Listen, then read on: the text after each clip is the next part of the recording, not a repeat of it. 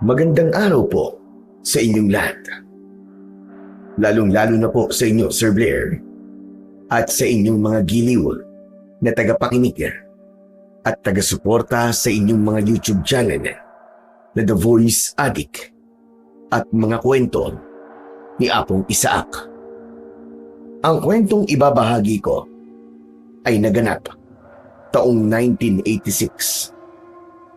Naniniwala po ba kayo na hindi lang pampalasa sa lutong pagkain ang paminta? Alam niyo po ba na malaki ang ginampanan ng paminta sa buhay ko para mailigtas po ang lahat ng mga tao sa liblib na baryo ng San Ildefonso, kung saan-saan po kasi ako nakakarating dahil tindero po ako ng mga paminta. Ulila na po ako sa mga magulang. Tanging ang kasama ko lang po sa paglalako noon ay ang kaibigan kong nakilala ko rin ho sa kalye. Hayaan niyo pong ilahad ko sa inyo ang nangyari sa buhay ko na hindi ko po makakalimutan. Kilalanin niyo na lamang po ako sa pangalang Agno. At ito ang aking kwento. Paminta! Paminta kayo dyan! Purong-puro, walang halong buto ng papaya. Yuhu! Bili na po kayo mga suki! Bagong pitas lang po! Talaga bang ganyan dapat maglako ng paminta? Aba, oo naman no. Bakit? Ngayon ka lang ba nakaranas na magtinda ng paminta? Oo eh. Kaya pala kanina ka patahimik dyan eh. At pinapanood mo lang ako sa pagtatawag ko ng mga suki. Natutuwa kasi ako sa iyo, tol eh. Tsaka mahiyain kasi ako eh. Ay nako, kapag kumakalam na ang sikmura, huwag mong paiiralin ng hiya. Mamamatay ka ng dilat dahil sa gutom. Grabe ka naman. Patay ka agad. Oo. Kaya nga subukan mo na sumigaw ng paminta sa kanila. Kadalasan, wala talaga silang balak bumili. Pero dahil masigla at maganda ang pagtawag mo, maiengganyo silang bumili sa atin. Sige na, subukan mo sumigaw. Magtawag ka ng mga tao. Naniwala naman si Bert sa pang-uuto ko. Kaya naman, sumigaw na rin siya. Nakuha naman niya ang atensyon ng mga babaeng nakatambay sa tapat ng tindahan na malapit sa amin. Lumapit ang mga ito at bumili sila ng mga paminta. Naku, buena mano po kayo ngayon. Dahil unang benta, may libre po kayong 1 dakot ng paminta. Natuwa ang mga babae sa sinabi kong yun. Nagulat naman si Bert dahil halos mag-agawan ang mga ito sa pagdakot ng paminta sa kariton ko. Nang matapos sila sa pagbili sa akin, siniko ako ni Bert sa tagiliran ko. Pambihira ka naman, tol oh. Para bang ipinamimigay mo na mga pamintang yun eh. Baka wala na tayong kitain yan dahil sa ginagawa mo. Ano ka ba naman, tol? Relax ka lang. Hindi ka talaga sanay sa ganitong kalakaran, ano? Hindi talaga. Nagugulat nga ako sa mga diskarte mo eh. Alam mo, tol, kasama yan sa diskarte para magakot ng mga suki. Pustahan tayo. Ipagsasabi nila sa iba ang kabaitan natin. Pagkatapos, tayo na ang aabangan nila. Maniwala ka. Hindi na sila bibili ng paminta sa ibang taong naglalako dahil sa atin na sila bibili. Sigurado ka ba talaga doon, tol? Oo naman. Tignan mo, bukas at tayo na ang kanilang aabangan. Magtiwala ka lang sa akin. Totoo ang sinasabi ko. Ngumiti si Bert at ipinagpatuloy namin ang pagtutulak sa kariton. Halos umabot sa 1 kilo ang nawala sa mga paminta namin. Pero baliwala yun kumpara sa kikitain ko bukas. Ilang beses ko na kasing nasubukan ang ganong diskarte at hindi pa naman ako nabibigo. Ilang sandali pa ay nagpahinga kami sa tapat ng mga lalaking nag-iinuman. Malapit din yon sa tindahan ng mga bagoong at mga alak. Lumapit sa amin ang isang lalaking pasuray-suray sa paglalakad. Malamlam ang kanyang mga mata. Ngunit sa kamay niya, tangan niya, ang bote ng alak. Kinalog niya ang kariton namin, kaya nataktak ang ibang paminta sa mabatong kalsada. Umalisto ako dahil balak yatang magpasikat ng lalaki sa mga kainuman niya. Mawalang galang na po ano? Ano naman po ang kasalanan ng kariton namin? At kinakalog-kalog niyo po. Hoy kayo, sino nagbigay sa inyo ng paintulot na maglako ng mga paminta sa teritoryo ko? Teritoryo? Teka, pirata po ba kayo? Ba't pilosopo ka? Baka gusto mong tapaan ang payat-payat ng katawan mo at tapang-tapang mong bata ka. Bakit naman po pati katawan ko ay nadamay na? Mataba lang po ba ang may karapatang magmatapang? Dahil sa pambabara ko sa mga sinasabi ng lalaki, nagtawanan ang mga kasama niya. Bumakas ang pagkapahiya sa namumulan nitong muka, kaya ibinato nito ang bote sa kinaroroonan ng mga kainuman niya. Nagsipagtayuan ang mga ito at lumayo sa lamesa, ngunit patuloy sila sa pangangantsao sa lalaking nasa harapan ng kariton namin. Si Bert naman na kaibigan ko ay napahawak sa braso ko dahil sa labis na takot. Pero ako, matapang kong sinalubong ang mga titig nilang lahat. Sino ba sila sa buhay ko para katakutan ko? Lalo na at wala naman akong ginagawang masama sa kanila. Aba, matapang kang bata ka. Papalag ka ba ha? Baka gusto mong durugin ko mga buto mo sa suntok. Pasensya na po. Pero wala na po kayong dudurugin sa buto ko. Durug na po eh. Aba, talaga bang hinahamon mo ako? Gusto mong itapong kita sa malayo? Hoy, ikaw! Mamang lasinggero! Bitiwan mo ang damit ng kaibigan ko! Aba, tumabi ka nga riyan. Hoy, ikaw na bata ka. Ang lakas ng loob mong sagot-sagutin ako ah. Kilala mo ba kung sino ako? Wala akong pakialam kung sino ka. Bitiwan niyo ang damit ko.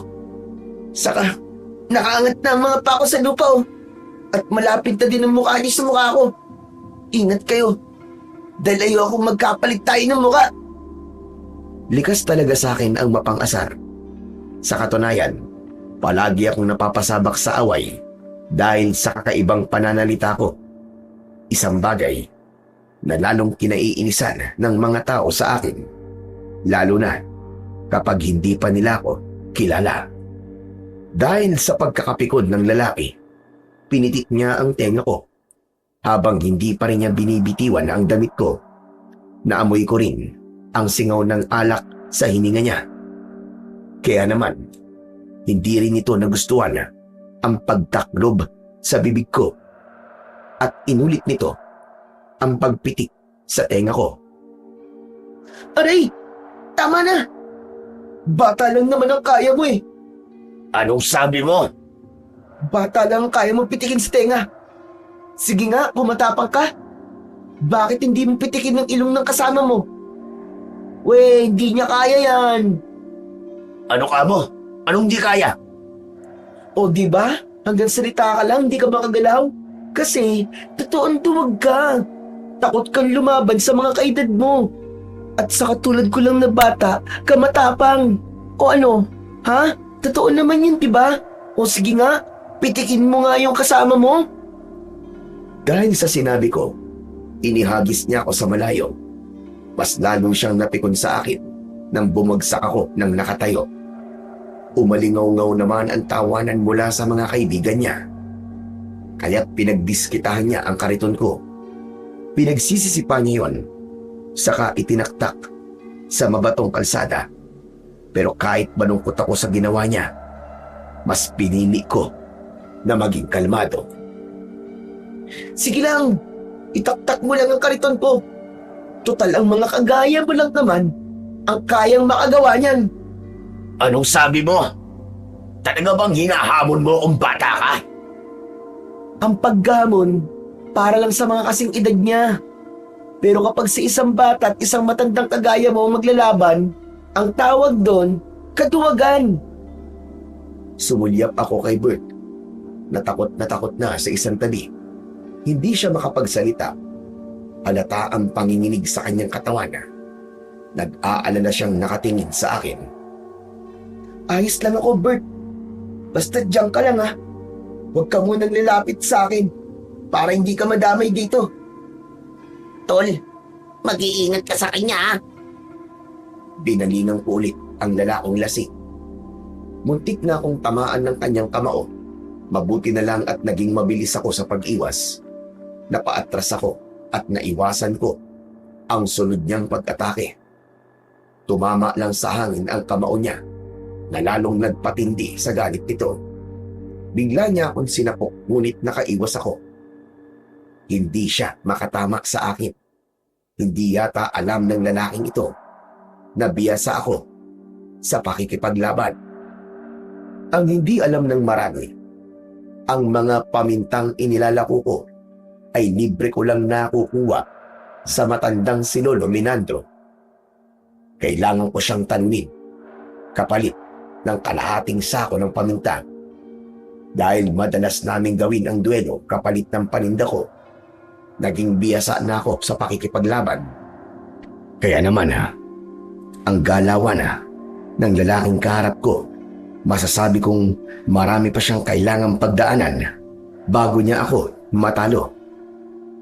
Sa parting yon, nginisian ko lang ang kapalpakan niyang tamaan ako. Dahil isa yon sa diskarte ng isang mandirigmang kagaya ko. Ampikunin ang kalaban para mawala siya sa kanyang focus. Nagtagumpay naman ako dahil namumula na talaga siya sa galit. Ano? Mag-iingat ka! Bumunot na siya ng patalim! O ano? Siguro naman, hindi ka na makakaiwas sa punyal kong ito. Talaga bang gagamitan mo pa ako ng punyal? Nakikita mo naman siguro ang mga mata ng mga tao sa paligid, di ba? Nakakahiya yata kung tatalunin kita. Wala akong pakialam kahit marami pang tao sa paligid ko. Ikaw pa lang ang gumagawa nito sa akin. Pwes, dapat kabahan ka na. Dahil meron ng pipigil sa kawalanghiyaan mo. Hindi hinintay ng lalaki na makaporma ako para labanan siya. Agad siyang sumugod sa akin ng saksak gamit ang kanyang punyal na kalawangin pa. Iniwasan ko ang kanyang pag-atake at umikot ako. Tinamaan ko siya ng malakas na sipa.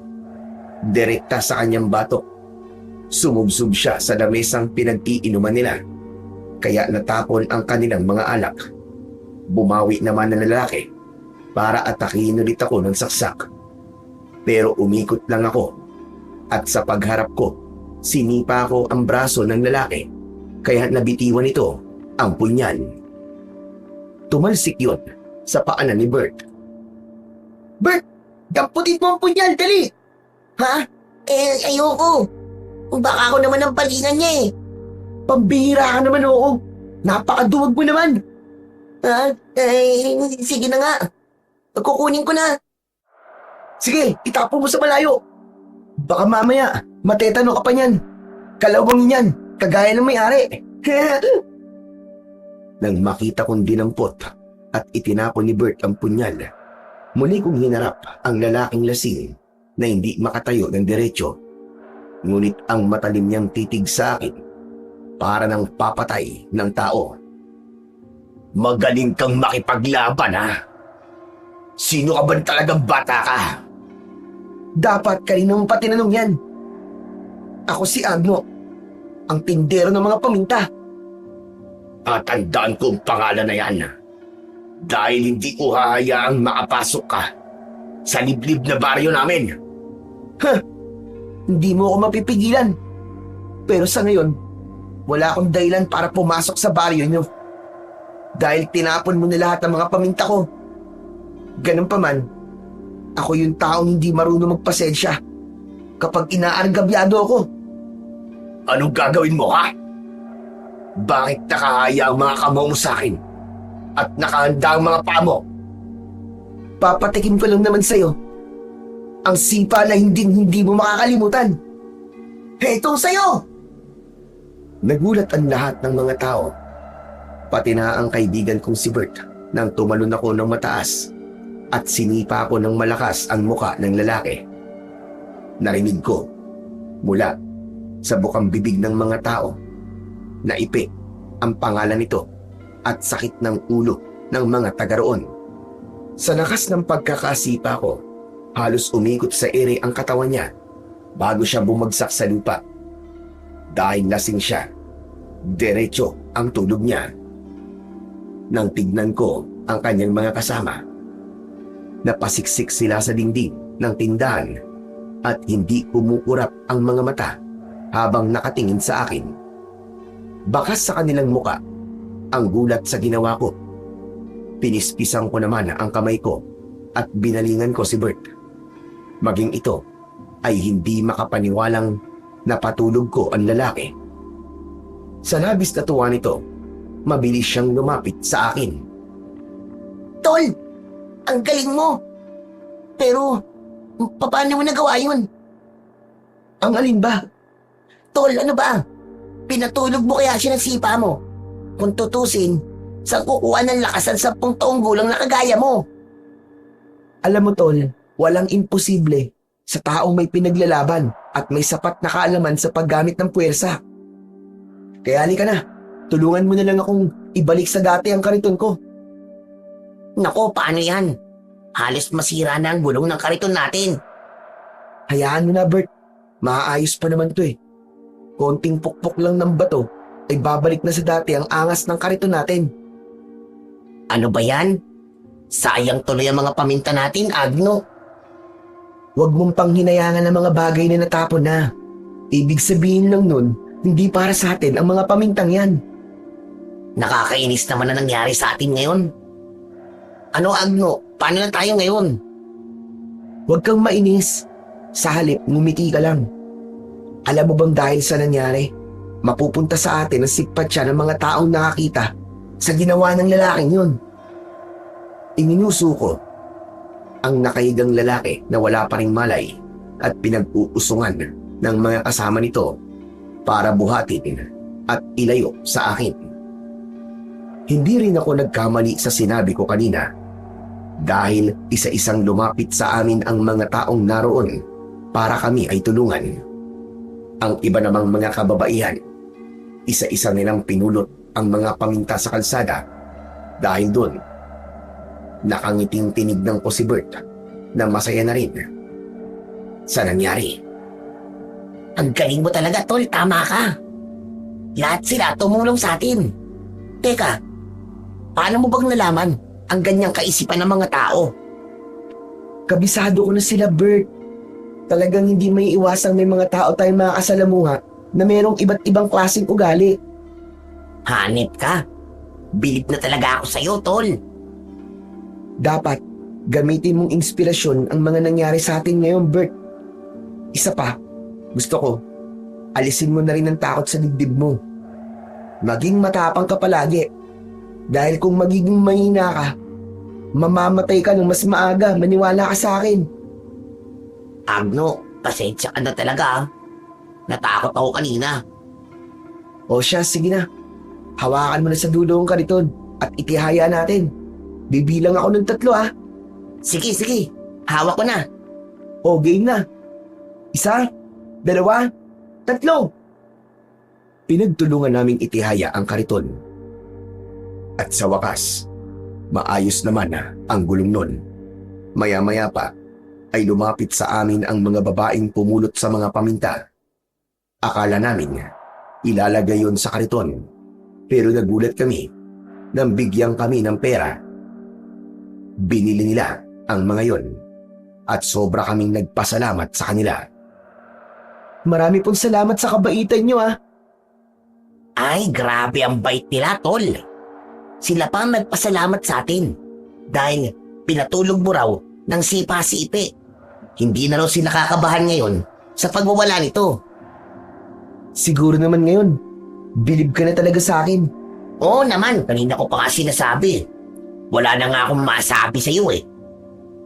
Dahil doon, ay muli akong nagpasalamat sa mga tao. Nagpaalam kami sa mga ito at sinabi nila na palagi na raw silang bibili sa amin. Maya-maya pa, ay ipinagpatuloy namin ang pagtutulak sa karitong walang laman. Bumalik kami kung saan kami nanggaling at habang nasa daan kami, hindi naman maiwasan ni Bert ang hindi magtanong.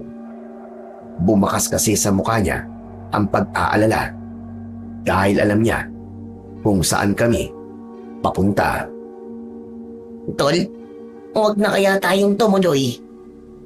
Bakit naman? Nag-aalala ka ba? Dahil sa bahay ni Lolo Minandro tayo pupunta? Oo eh. Natatakot kasi ako sa matandang yun eh. Bakit ka naman matatakot sa kanya, Bert? Kukuha lang naman tayo ng mga paminta. O talaga tumuloy sa bahay niya, Agno. Masungit kasi yung matandang yun eh. Ano ka ba? Mabait yun. Dapat nga palagi kang nalapit sa kanya eh. Na marami siyang itinuturong kakaiba sa akin. Basta ayoko, Agno. Doon na lang kita ulit hihintayin sa labas ng bakuran niya. Ay nako, bahala ka nga. Pasensya ka na talaga ha. Hindi kasi siya ngumingiti eh. Para bang palaging galit? Yata yun sa sama ng loob eh. Ay nako, ewan ko sa'yo. Ano ka ba naman? Ganun naman talaga ang mukha niya eh. Kaya nga natatakot ako sa kanya eh. Tapos palagi pang may hawak na pamalo. Kaya sige na, sige na. Pagbigyan mo na akong wag sumama sa'yo. Oo na, hindi na kita pipiliting sumama sa akin. Pero alam mo ba?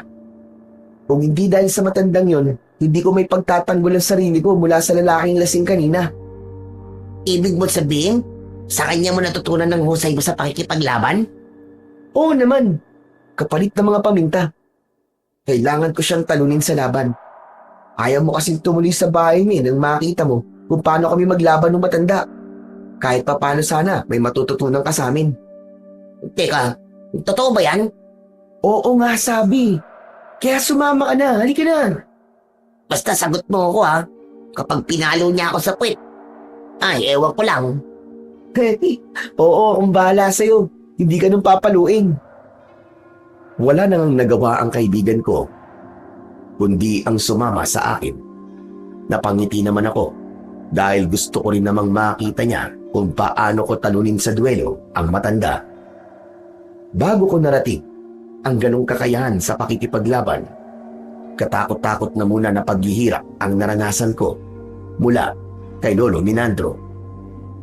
Kaya gusto kong ipagmalaki sa lahat na mahusay talaga ako. Nakilala ko ang matanda nang minsang nawalan ito ng malay sa daan. Tinulungan ko siya dahil likas talaga sa akin ang pagiging matulungin sa kapwa. Sakto naman yon na maraming tanim na paminta si Lolo Minandro at magmula noon ako na ang nagtitinda ng mga paminta niya. Matagal ko na siyang kilala at itinuring ko na siyang kapamilya. Minsan pa nga sa bahay niya ako natutulog. Kaya lang bihirang mangyari yon dahil madalas kung saan ako abuti ng gabi sa pagtitinda, doon na din ako natutulog. Maraming baryo na rin ang pinuntahan ko, kaya halos lahat ng mga yon ay kabisado ko na ang pamumuhay. Maliban sa liblib na baryong ipinagkakait sa akin ni Ipek kanina. Yun na lang talaga ang hindi pa namin napapasok ng kaibigan kong si Bert. Si Bert naman, wala na siyang pamilya kagaya ko, kaya itinuring ko na siyang para na rin kapatid. Tol, nandito na tayo sa harap ng bahay ni Lolo Minandro. Kinakabahan talaga ako. Relax ka lang, Bert. Ano ka ba? Dito na lang kaya ako sa labas maghintay sa'yo. Pambihira ka naman oh. Nag-usap na tayo eh. Ngayon ka pa ba atras? Nandito na tayo. Mas lalong magagalit yun kapag hindi ka tumuloy sa loob ng bakuran niya. Sige ka. Ay nako, bahala na nga. Dapat di na lang ako pumayag na sumama sa'yo kanina eh. Teka, alisin mo na nga yung mga kamay mo sa braso ko. Para ka namang di lalaki niyan eh. Kung makakapit ka, para kang tuko. Hayaan mo na ako. Unang pasok ko to sa bakuran ni Lolo Minandro, di ba? O siya. Bahala ka na nga. Iwan muna natin saglit dito ang kariton. Tana, pumasok tayo sa loob. O ano, Bert? Ano nakikita mo sa paligid? Di ba ang ganda ng bakuran ni Lolo Minandro? Tama ka, Tol. Magandang ang loob ng bakuran dahil maraming mga halamang pamintang nakatanim sa paligid. Tsaka, marami ring halamang gamot sa tabi ng mga bakod niyang gawa sa kawayan. Sabi ko naman sa'yo, di ba? Magugustuhan mo dito. Tsaka, marami ring mga gulay ang nakatanim dito. Hanggang doon sa likod ng bahay niya. Teka, nasan ba si Lolo Minandro? Bakit parang wala yatang tao rito? Aba, oo nga no. Nakasarado ang pinto ng kubo niya at masyado ring tahimik. Nasaan kaya ang matandang yun? Nako, baka nasa paligid lang siya at sinusubukan ka na naman niyang atakihin. Kaya nga, bitiwan mo muna ang braso ko. Kasi paano ako makakalaban ito kung nandiyan ka, di ba? O, ito na. Nakabitiw na ako. O ano, nasan siya? Saglit lang. Tatawagin ko lang ang pangalan niya. Napansin kong bakas ang pag-aalala sa mukha ni Bert dahil panay ang linga nito sa paligid niya. Napangiti naman ako sa naisip kong wag lang may mahulog na butiki sa tabi nito at sigurado akong hihimatayin ito dahil sa takot. Nang maramdaman ko ang presensya ni Lolo Minandro sa paligid, pinalayo ko muna si Bert sa tabi ko. Sa una ay nagtaka ito, ngunit nang pinindatan ko siya, napangiti siya at agad na dumistansya sa akin. Alam kong naghahanap lang ng tamang pagkakataon ang matanda para umatake sa akin. Kaya humarap ulit ako sa tapat ng pinto ng bahay nito. Ganun pa man, nagkunwari akong walang alam sa galaw ng paligid. Lolo Minandro, nandiyan po ba kayo? Tao po! Lolo Minandro? Tao po! Ilang beses kong sinubukan na tawagin ang matanda pero wala akong sagot na narinig mula sa loob ng kubo nito. Mas lumapit pa ako sa pinto at sumilip-silip sa may bintana nito. Ganon din ang ginawa ni Bert na nakisakay na rin sa pagkukunwari ko. Pero ang totoo, anisto ko sa paligid lalo na sa likuran ko. Kaya inulit ko ang pagtawag sa pangalan ni Lolo Minandro. Lolo Minandro? Tao po, nandiyan po ba kayo sa loob ng bahay niyo? Lolo Minandro? Tao po! Agno, teka. Wala naman yatang tao eh. Oo nga eh. Saan kaya nagpunta ang matandang yun? Pumasok na lang kaya tayo sa loob ng bahay niya at kunin ko yung mga gamit niya. Wag! Ano ka ba? Baka magalit siya sa'yo. Hindi yun. Wala naman siya rito eh. Basta dito ka lang sa labas ha. Papasok na lang ako sa loob ng bahay niya. Total, nilalayasan naman niya ang bahay niya eh. Gumana naman ang pagpaparinig ko sa matanda. Dahil papasok na sana ako sa loob ng bahay nito nang bigla akong nakarinig ng tunog mula sa nabaling sanga ng kahoy gamit ang paa. Agad akong napalingon sa gawing yon. Nakita ko kagad ang isang pirasong kahoy na lumilipad papunta sa direksyon ko. Naging maagap ako sa pagsalo. Hinarap ko si Lolo Minandro habang nakangiti itong hawak ang isa pang kahoy. Iwinasiwas niya yun sa ere. Tama bang narinig ko? Papasok ka sa bahay ko nang walang pahintulot at nagsama ka pa ng isang batang matatakotin. Nang tinignan ko si Bert, kinabahan ito nang marinig ang sinabi ng matanda. Kaya naman, lumayo ito sa akin. Humanda naman si Lolo Minandro para umatake. Agad siyang lumapit sa akin at umatake ng 2 palo. Tumama ang isa sa hangin at ang isa naman ay sa braso ko. Gumuhit ang mapulang marka sa balat ko. At kahit masakit yon, hindi ako nagpatalo. Gumanti ako sa kanya ng palo rin ng kahoy. Dalawang magkakasunod yon na ang isang palo ay tumama sa kanyang braso at ang isa naman ay sa hangin. Aba! Ano ba ng batang area? Huwag niyo po kasi akong babaliwalain, Lolo Minandro. Muling umatake ng palo sa akin ang matanda.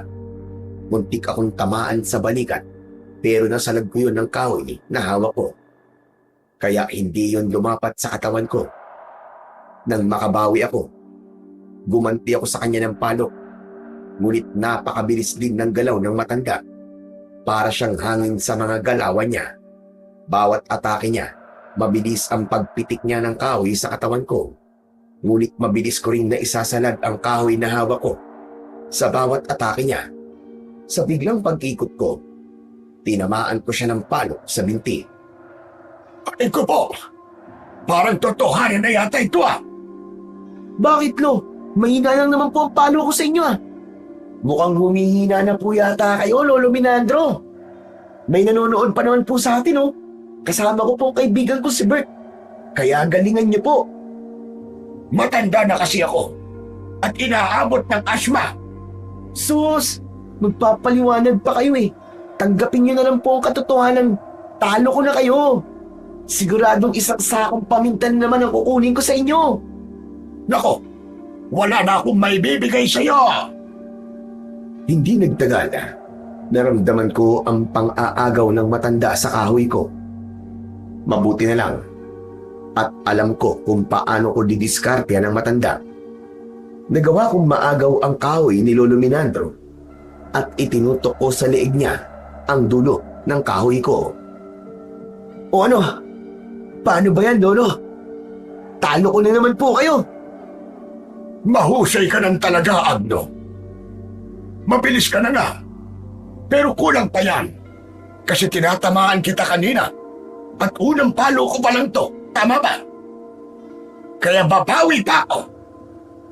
Mabilis nitong itinulak ang kamay kong may hawak na kahoy. Kaya nabawi rin ito ang kanyang armas mula sa kamay ko. Sunod-sunod ang ginawa niyang pag-atake sa akin. Bagamat nararamdaman ko ang sakit ng braso ko, naging mabilis din ako sa pag-ilag sa mga pag-atake niya. Tila ba, nagiging laro na lamang yun sa aming dalawa. Agno, galingan mo! Huwag ka magpapatalo sa kanya! Sunod-sunod din ang ginawa kong pagpalo ng kahoy sa armas ng matanda na agad din naman itong iniharang sa sandata ko. Pagkalipas ng ilang minuto, sa wakas, ay napagod na ang matanda. Itinigil nito ang pag-atake sa akin at masayang tumawa. Hinarap niya ako na may bahid ng ngiti sa labi. Huwag kang magagalit, ha? Gusto ko lang makita kung may ibubuga ka na. Ginulat niyo naman po kasi ako kanina eh. Kaya tinamaan niyo po ako. Ginulat ba kita talaga? Alam ko naman na alam mo rin nasa paligid mo lamang ako kanina, di ba? Sa laban kasi dapat alisto ka. Hindi katwiran ang gulat. Oo na po. Pero ang totoo, natalo na po kita ngayon, Lolo Minandro. Di po ba? Hindi mo pa ako natalo. Dahil kung totoong talim ang tumama sa braso mo, aba, may sugat ka na nun at malalim pa. Tinamaan ko rin naman po kayo sa binti ah. Kung totoong tanim din to, marahil, paika-ika na po kayo maglakad. Yung ganito pong lakad, no? Ininarawan ko pa kung paano ang paika-ikang paglalakad na para bang pilay. Kaya, napahalakhak ng tawa si Lolo Minandro. O sige na. Ikaw na ang panalo.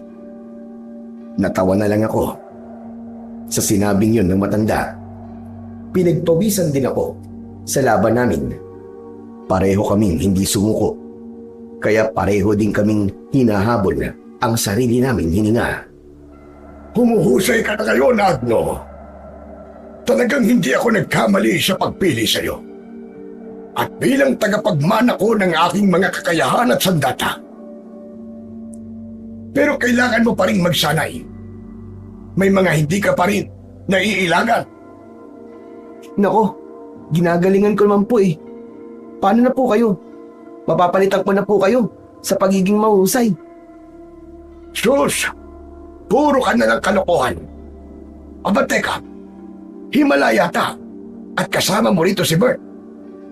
Napilitan lang po yan. Huwag niyo po kasing tinatakot si Bert. Aba, hindi ko naman siya tinatakot ah. Ayaw niyo po kasing ngumiti eh. Pambihira. Aba yan ang tawag sa ganitong ngiti ha. Ipinakita pa ni Lolo Minandro ang kanyang pagkakangiti sa kaibigan kong si Bert.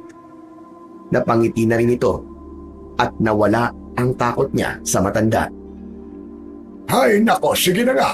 Pumasok na tayo sa loob at marami pa tayong pag-uusapan. Salamat po, Lolo. Ay, siya nga po pala. Wala po akong dalang ulam para sa inyo eh. Hayaan mo na. May ulam naman akong nakuha dyan sa ilog. Mga hipon at isdang hito. Kung gusto nyo, dito na rin kayo mananghalian. Naku, tamang-tama po. Gutom na rin po ako eh. Sinilyapan ko si Bert para sumunod siya sa amin sa pagpasok sa loob ng bahay ng matanda. Pagdating namin sa kusina, nakita ko ang isang bilaong may laman na mga nilutong hipon at isdang hito. Wow! Masarap naman po pala ang ulam niyo, Lolo Minandro eh. Ganun talaga. Kung gusto mo ng masarap na ulam, magsipag ka at huwag kang tatamad-tamad. Kaya nga po nagsisipag ako, Lolo eh. Para po may pagkain po ako. Kasi ang pagkain sa totoo lang, Agno, libre lang naman ang mga yan sa mga taong masisipag. Pag gusto mo ng gulay, abay magtanim ka. Kung gusto mo naman ng karne, mag-alaga ka ng hayop. At kung lamang tubig naman ang gusto mo, aba, edi mamingwit ka. Hindi ba? Totoo naman po yung sinabi niyo. Hala, sige na. Maupo na kayong dalawa ni Bert. May ipatitikim ako sa inyong dalawa. Nako, tiyak na makakalimutan niyo ang pangalan niyo dahil sa sobrang sarap ng ulam na ihahain ko sa inyo. Lolo, ano po ba yung umuusok na yun? Ang alin ba? Yung pumpalayok na nakasalang po sa kalan niyo? Yan na nga ang ipatitikim ko sa inyong dalawa ni Bert. Teka, sandali lang. At ikukuha ko lang kayo ng plato at kutsara. Lumapit ang matanda sa lababo para kunin ang mga plato at kutsara. Maya-maya pa ay kinuha nito ang sandok at hinalo ang laman ng palayok. Naamoy ko ang mabangong singaw na nanggagaling doon. Kumalam ang sikmura ko dahil talagang kanina pa ako nagugutom. Si Bert naman, napapalunok na rin ang laway habang nakatingin sa ginagawa ng matanda. Mas lalong naramdaman ko ang gutom nang makita ko ang malaking ulo ng hipon na inilagay nito sa platong hawak niya. Pero syempre, halos tadtad yun ng mga paminta na siyang pangunahing sangkap sa sinigang. Nang ilapag ni Lolo Minandro ang plato sa tapat namin ni Bert, nagtaka kami. Bagamat may hipon yun, agaw pansin naman para sa amin ang kulay dilaw na gulay. Lolo Minandro, ano po ba tong kulay dilaw na bagay sa plato ko? Parang hindi pang karaniwang gulay ito ah. Tikman mo muna kasi bago mo husgahan. Ikaw naman, Bert. Bakit tinititigan mo lang ang pagkain? Eh, hindi po ako sanay sa ganitong gulay, Lolo Minandro eh. Ano po bang tawag dito? Bulaklak ng kalabasa yan. Hindi pa ba kayo nakakatikim ng gulay na ganyan? Yan ang tunay na pangpalinaw ng mga mata. Minsan ko na po narinig ang tungkol sa ganitong klaseng ulam. Titikman ko po at mukha namang masarap eh.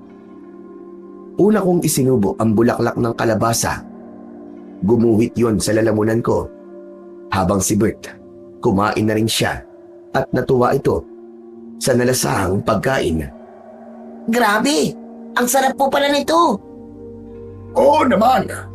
Siguro naman, hindi ka na matatakot yan sa akin. Kasi ipinagluto na kita ng masarap na ulam. Pasensya na po kayo, Lolo Minandro. Kung inisgahan ko po agad kayo, Wala yun. Kagaya lang din yon ng gulay na tinikman mo. Dahil hinusgahan nyo na rin ang itsura, hindi ba? Pero, nang matikman nyo, hindi ba't masarap?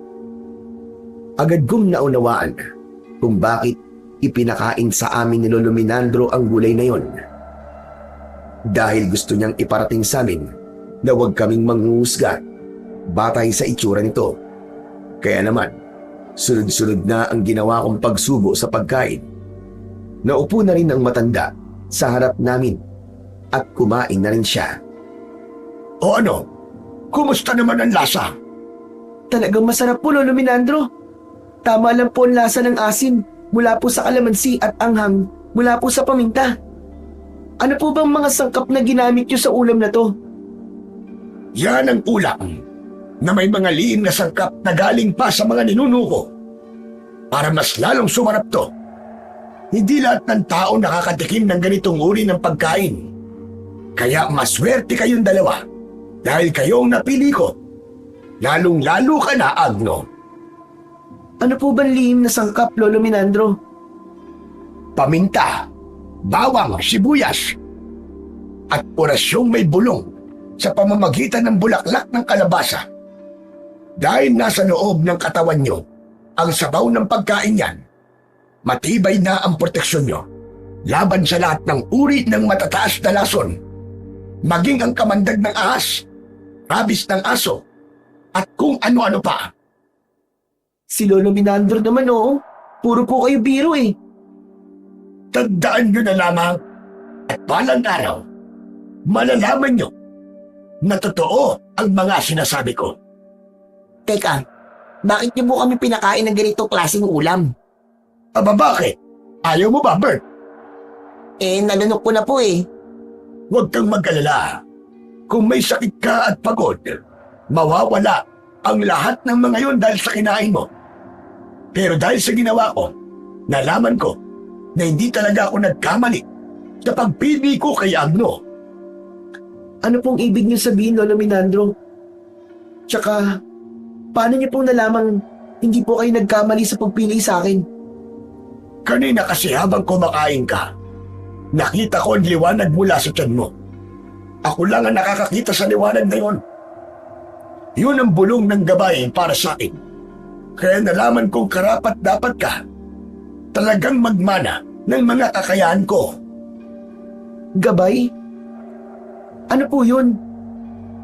Yun ay isang maiwagang nilalang na hindi nakikita ng mga tao. Pero naririnig ng mga tulad naming albularyo. Ang kanilang mga bulong ay ginagamit para impluwensyahan, kontrolin o saktan ang isang tao. Mukhang nakakatakot naman po ang gabay niyo, Lolo Minandro. Sa totoo lang, Agno, nakakatakot sila para sa mga ordinaryong tao kagaya mo. Pero sa tulad naming mga albularyo, nakakatulong sila sa maraming aspeto. Isa na nga dito ay ang pagpili ng kung sinong karapat-dapat na magmamana ng mga kakayahan ko. Hindi po ako makapaniwalang pinili po ako ng gabay ninyo. Dahil alam niya kung busilak ang puso mong tumulong sa iba. Teka, ikaw ba? Ano bang desisyon mo? Tatanggapin mo na ba ang inaalok ko? Matagal ko nang sinabi yun sa'yo, hindi ba? Tol, anong sinasabi sa inyo, Lolo Minandro? Hindi ko naiintindihan eh. Huwag kang mag-alala, Tol. Para to sa lahat. Agno, Bert. Alam ko na may magagawa ka rin tulong para kay Agno. Sige ho. Tatanggapin ko na po ang inaalok niyo sa akin noon.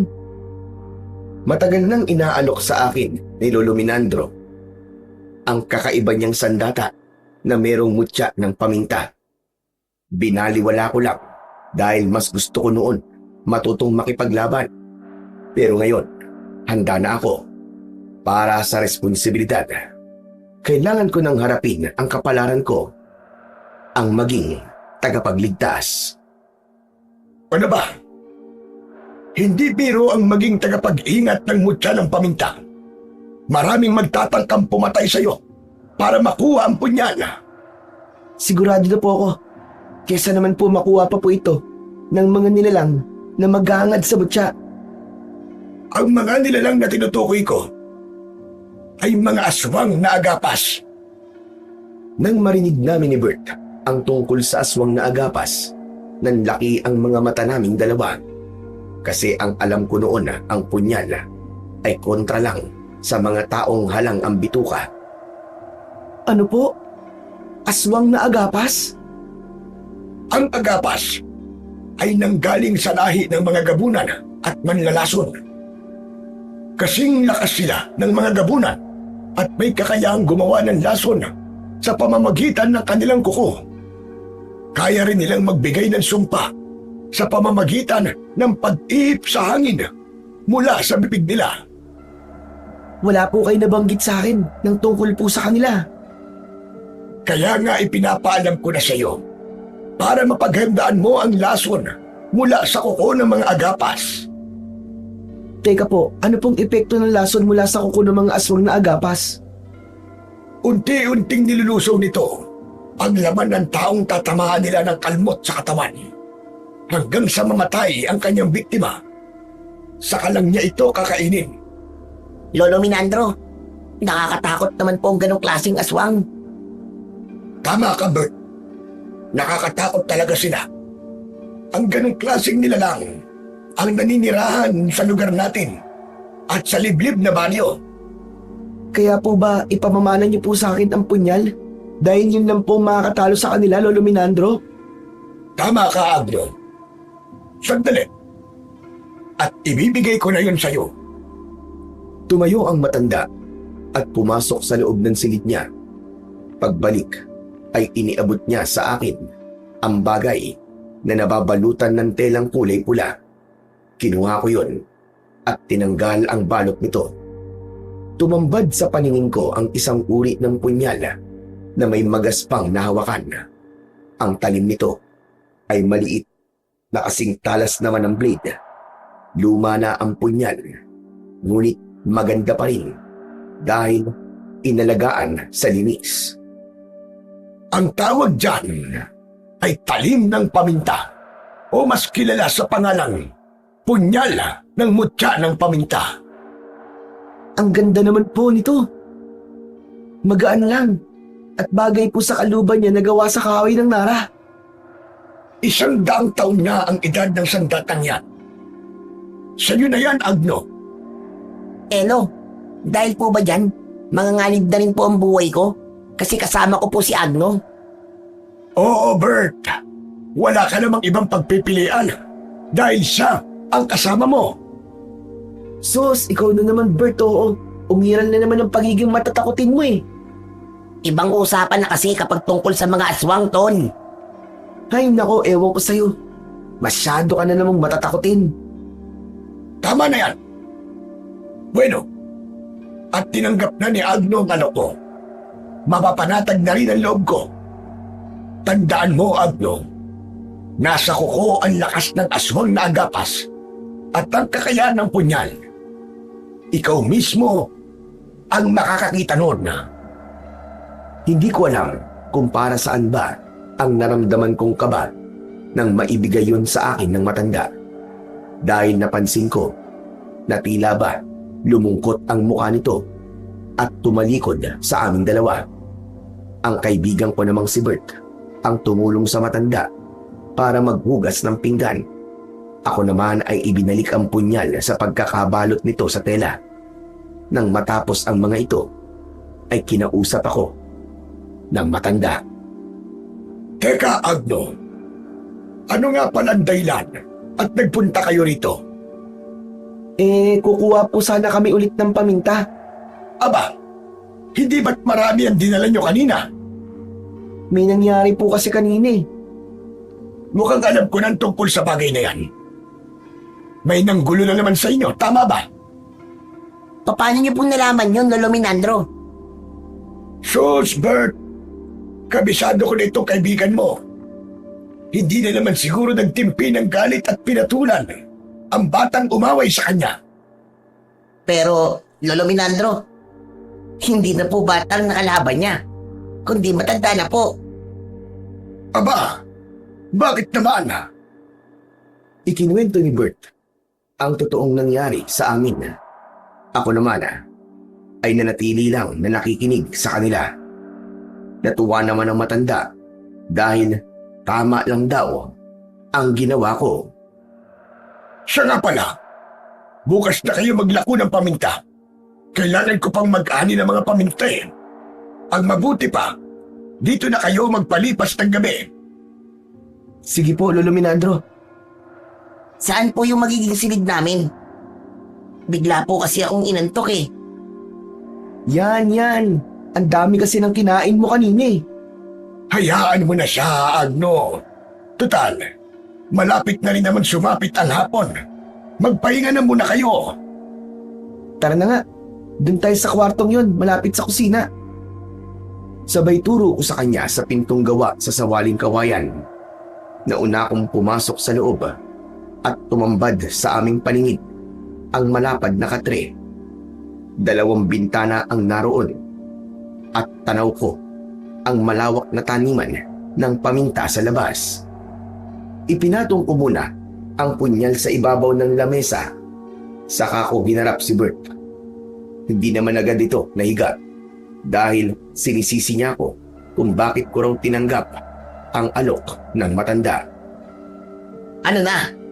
Talaga bang seryoso ka na dyan, ha, Tol? Ano bang problema mo? Narito na sa akin ng punyal eh. Wala nang dahilan para ibalik to. Bakit nga? Bakit mo tinanggap? Matagal na tong inaalok sa akin ng matanda. Isa pa, matagal ko na rin gustong magkaroon ng kapangyarihan. Hindi laro ang pagtanggap mo sa responsibilidad na yan, Tol. Buhay mo ang nakataya yan. Hoy mo rin, ang malalagay sa panganib, tama ba? Nag-aalala ka para sa sarili mo. Oo naman. Dahil lang gusto ko tahimik na buhay. Malayo sa mga aswang na sinasabi ni Lolo Minandro. Hindi kita pinipilit na sumama sa akin. Malaya kang magdesisyon kung gusto mo. Kung may mapupuntahan lang ako, kanina pa akong umalis eh. Ramdam ko ang sama ng loob ng kaibigan ko. Kaya lumabas ito ng silid namin. Pagsapit ng gabi, hindi pa rin bumabalik si Bert sa kwarto namin. Kaya naman, lumabas na rin ako at nadatnan ko siyang kausap si Lolo Minandro. Kaharap niya ito sa lamesa. Basta, yung mga ibiniling ko sa'yo, ha, Bert? Ano pang pinag-uusapan niyo, Lolo Minandro? Napalingon silang dalawa sa gawi ko at naupo naman ako sa tabi ni Bert. Pinagsabihan ko lang ito kaibigan mo. Nagtalo raw kayo kanina. Pasensya na po kayo, Lolo. Pati na sa'yo, Agno. Wala yun, ano ka ba? Magkaibigan tayong dalawa eh. Ay, siya nga po pala, Lolo Minandro. 8:00 na po ng gabi. Hindi pa ba kayo matutulog? Hindi pa ako inaantok. Natigilan si Lolo Minandro nang makarinig kami ng kaluskos mula sa labas ng bahay nito. Dali-daling tumayo ang matanda at sumilip ito sa bintana. Napatayo rin si Bert dahil nag-aalala ito sa kilos ng matanda. Sandali. Agno, kunin mo ang punyal mo. Wag na wag mong ihihiwala yon sa katawan mo. Lo, bakit po? Basta kunin mo na. Ikaw naman, Bert. Dito ka lang. Huwag kang hihiwalay kay Agno kahit anong mangyari. Mabilis kong kinuha ang punyal at itinali ko sa bewang ko ang kaluban nito. Pero ang sandata, hawak ko yun ng maigpit. Nadatnan kong nakasilip pa rin ang matanda sa bintana habang sinusuri nito ang nangyayari sa labas. Maging alisto kayo sa paligid. Nariyan lang sila sa labas. Hindi dapat kayo nandito. Dapat pala, pinaalis ko na kayo. Sino po ba sila, Lolo? Sino pong tinutukoy nyo? Lolo Minandro, ano po ba nangyayari? Nasa labas sa mga aswang na agapas. Nararamdaman ko ang presensya nila. Tol, natatakot ako. May aswang daw sa labas. Huwag ka matakot, Tol. Nandito lang kami ni Lolo. Huwag kayong maingay. Hayaan nyo lang akong harapin ang mga aswang na agapas. Huwag na huwag kayong lalabas dito sa bahay hanggat wala akong sinasabi. Naiintindihan nyo ba? Opo, Lolo. Gawin nyo ang lahat para makapagtago kayo. Naramdaman nila na may bago nang nagmamayari sa punyal. Kaya narito sila. Diyos ko po, Agno. Natatakot ako. Baka saktan nila tayo. Kaya nga huwag kayong maingay. Agno, bantayan mong mabuti si Bert. Mag-iingat kayo rito. Opo, Lolo. Mag-iingat din po kayo. Lalabas na ako. Basta, dito lang kayong dalawa. Hinayaan naming lumabas ng bahay si Lolo Minandro. Wala siyang ibang dala, kundi ang itak na ginagamit niyang pandukal sa lupa. Nang mga sandaling yon, pakiramdam ko, hindi na ako humihinga. Lalo na at naririnig ko ang pag-angil ng mga aswang na agapas sa labas ng kubo ng matanda. Nagkubli kami sa dingding, ngunit nakasilip kami sa bintana. Kaya kitang-kita namin ang nangyayari sa labas. Tanging liwanag lang ng buwan ang nagsisilbi naming tanglaw sa loob ng bakuran. Lumakas ang naririnig naming mga angil at mula sa madilim na bahagi ng kakawyan, nakita namin ang mga nakahanay na nilalang. Nakangisi ang mga itong nakatayo sa labas ng bakuran. Agno, ganyan pala ang itsura ng mga aswang na agapas. Malalaking nilalang na para bang mga aso na umaangin lang malakas. Huwag kang maingay, Bert. Pakinggan natin ang sinasabi ni Lolo Minandro. Anong kailangan nyo sa akin? At naparito kayong lahat. Imbis na sagutin ang tanong ni Lolo Minandro, mas lalo pang naging agresibo ang mga agapas. Sa paglapit sa bakuran, saglit silang huminto at may isang nilalang ang naglakad papunta sa unahan.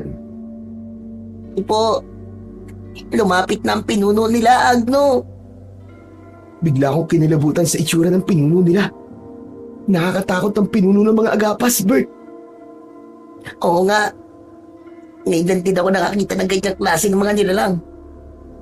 Teka, sigurado ka bang yan ang pinuno nila? Oo. Dahil siyang nasa gitna eh. Talaga bang sila ang mga aswang na agapas? Oo, Bert. Mukha silang mapanganib. Hindi sila dapat hinarap ni Lolo Minandro. Mapapahamak siya. Kailangan niya tumakas dito. Tsak napapatayin siya ng mga yan. Bakit naman siya papatayin, Agno? Dahil sa mutya ng paminta na nasa kamay ko. Balak nilang kunin to. Naku, lagot na. Paano yan? Nasa iyong sandatang yan eh. Kaya nga gagawin ko ang lahat para hindi nila ito makuha. Hindi haharapin ni Lolo Minandro ang mga agapas kung hindi ito mahalaga sa kanya. Huwag nating hayaang mapahamak si Lolo Minandro, Tol. Oo, Bert. Gagawin ko ang lahat para mailigtas siya. Pero sa ngayon, hayaan lang muna natin siya sa kung ano ang pinaplano niya. Tuluyan nang pumasok ang pinuno ng mga agapas sa loob ng bakuran ng matanda. Nanlaki ang mga mata ko dahil kitang-kita ko ang mga nakabukol na buto sa balat niya. Maya-maya pa, umalingaw-ngaw ang garalgal nitong boses. Hindi ba ako imbitado sa pag-uusap nyo ng mga mag-aaral mo?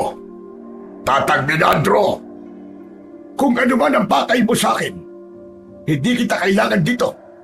Makakalis ka na. Isama mo ang mga alagad mo at bumalik ka sa poder ng tatay mo. Hindi ka pa rin talaga nagbabago, tanda. Magaling ka pa rin mantaboy. Hindi na sana ako pumunta rito. Kaya lang, ayaw mo kong tigilan. Talagang hindi ako titigil hanggat hindi nauubos ang mga lahi ninyo. Kaya nga, ako na ang nagpunta rito para hindi ka na mahirapan. Ikaw ang nagsimula nito. Dahil hindi ka pa rin tumitigil sa pagpapadala ng mga taong naglalako ng paminta sa lugar namin. Kaya ikaw naman ang bibisitahin ko. Tumigil ka! Wala akong alam sa mga pinagsasasabi mo. Agapas ka! Pwede namang pag-usapan ito. Wala naman akong ibang hangad, kundi ang mutya ng paminta. Nasaan na ba yun? Kailangan ko na yun. Hindi mo makukuha ang mutya ng paminta. At kahit kailan, hindi mo rin yun mahahawakan. Mukhang may ipinagmamalaki ka na. Hindi mo ba alam na ito na ang magiging katapusan mo? Nauubos na ang palugit na araw na ibinigay ko sa'yo. Kaya wala kang magagawa, kundi ang isuko sa akin ang punyal na yon. Kahit na anong mangyari, hindi ko hahayaang makuha mo ang punyal. Magkakamatayan muna tayo. Teka, sandali lang. Parang may naaamoy akong mabangong panauhin mo, tanda. Napakasarap ng sigaw ng katawan niya. Murang-mura ang laman, sariwa, at napakasarap papakin. Huwag mo siyang pakikialaman. Tayong dalawa lang ang magtutos. Dahil wala silang alam rito. Wala nga ba talagang alam? O may alam talaga sila? Napilit mong tinatago sa loob ng kubo mo. Hindi mo ba alam kung kaano kadali para sa akin ang sirain ng bahay mo? Alam ko yun, pero hindi ko hahayaang mangyari yun. Ang mabuti pa, sumuko ka na sa paghahangad mo sa punyal at umalis ka na rito. Talagang hindi mo naiintindihan kung ano ang pakay ko sa'yo, tanda. Matagal ko nang kinukuha ang mutya ng paminta. Hindi mo maaaring gamitin yon laban sa akin. Nagsisinungaling ka. Hindi ka magpapagod na pumunta rito para bawiin ang punyal kung wala itong halaga sa'yo. Kaya hindi mo ako maluloko, hayop ka. Gusto mo bang idamay ko na rin ang mga panauhin mo sa loob ng kubo mo? Yun ay kung makakalampas kayo ng buhay sa kinatatayuan ko. Ang mabuti pa kaya, ibigay mo sa akin ang mas batang panauhin mo. Sa puntong yun, bigla akong kinabahan. Nanginig sa takot si Bert habang nakatingin siya sa akin. Dahil alam niya na ako ang pinakabata sa aming dalawa. Agno, balak nilang kunin ka. Anong gagawin nila sa'yo, Tol? Hindi ako makapaniwalang malakas pala ang pandinig at pang-amoy ng mga agapas. Nalaman niyang narito tayo sa loob. Kaya nga sabi ko sa'yo mapapahamak talaga tayo rito Paano kung makuha nila ang punyal? Mapapatay na muna nila ako bago nila makuha ang punyal ng mutya ng paminta. Natatakot na ako, Tol. Umalis na tayo rito. Bert, hindi ko iiwan si Lolo Minandro dito. Pero paano naman ako, Tol? Ayoko pang mamatay. Marami pa akong pangarap. Ganito, magtago ka na lang dyan sa ilalim ng katre at wag na wag kang lalabas kahit anong mangyari. Pero paano, Tol, kapag napahamak ka? Paano na ako? Kaya nga sinasabi ko sa iyo kailangan mong maging matapang, Tol. Huwag kang palaging takot. Kunin mong itak na yon na nakasabit sa dingding para may magamit ka upang ipagtanggol ang sarili mo. Tarantang kinuha ni Bert ang itak sa dingding. Nanginginig ang kanyang kamay nang itinutok niya yon sa bintana na parabang nasa harapan lang nito ang mga kalaban. Pero dahil nagsalita ulit ang pinuno ng mga agapas, nabaling ulit ang atensyon namin sa aswang. Ibigay mo na lang sa akin ang punyal, tanda. Hindi na ako maggugulo rito. Isama mo na rin yung batang lalaki. Yung naamoy kong mabango. Wala kang makukuha sa akin, agapas. Wala ka rin isasamang bata. Kaya makakalis ka na hanggat kaya ko pang magtimpi. Hindi ako natatakot sa'yo, tanda. Wala kang lakas laban sa akin. mamamatay ka lang sa mga kamay ko. Subukan mo ang lakas ko. Dahil ipakikita ko sa'yo na kaya ko pang makipagsabayan sa iyo. Ang batang nasa loob ng kubo mo ang gusto ko. Wala lang iba. Dahil naaamoy ko rin sa kanya ang punyal. Ang mutya ng paminta na matagal ko nang hinahagad. Dahil sa pamimilit ng pinuno ng mga aswang na agapas at sa takot na rin na baka saktan nila si Lolo Minandro, napilitan akong lumabas at iniwan si Bert sa loob ng bahay. Wala nang nagawa ang kaibigan ko para pigilan ako dahil huli na at nasa tabi na ako ng matanda. Maging si Lolo Minandro ay nagalit rin sa ginawa ko.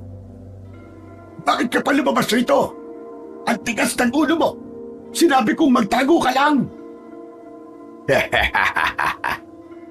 Mukhang naaamoy ko sa kanya ang dugo. Pati na ang punyal ng mutya ng paminta na nasa kamay niya. Kilala ko ang batang yan. Malaki ang atraso niyan sa akin. Kilala mo ako. Eh di dapat natatakot ka na. Mukhang ako yan. Ang hindi mo nakikilala, bata. Sige na, Agno, umalis ka na. Gawin mo ang lahat para hindi niya makuha ang punyal sa'yo. Hindi ko po kayo iiwan, Lolo. Sabay natin lalabanan ang mga agapas. Iingatan ko po ang punyal. Patawarin niyo rin po ako kung hindi po ako makikinig sa inyo. Wala na rin naman akong magagawa. Dahil nandito ka na at nakita ka na nila. Kinala ka na nila. Lolo Minandro, ako po ang haharap sa kanila. Lalabanan ko po silang lahat. Hindi, Agno.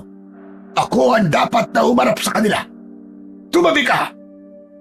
Wala ka bang tiwala sa mag-aaral mo, hatanda? Ibig sabihin pala, mahina ka na. Bakit hindi mo ako subukan, hayop ka? Hindi. Ako mismo ang lalaban sa'yo. Halimaw ka. Tumigil ka, Agno.